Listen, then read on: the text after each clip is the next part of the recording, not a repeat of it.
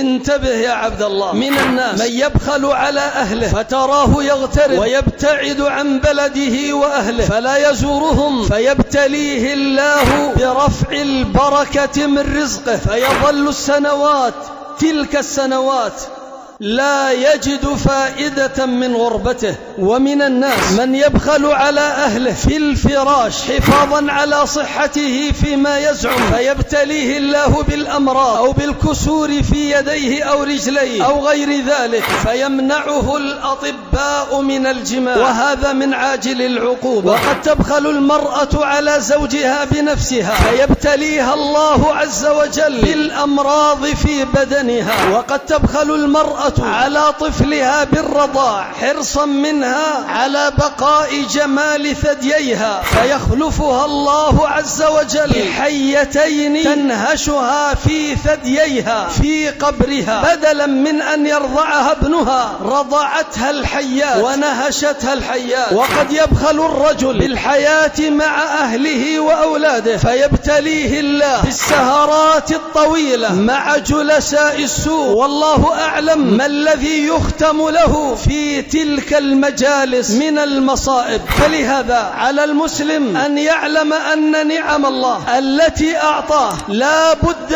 أن يؤديها كما أمر الله سبحانه وتعالى.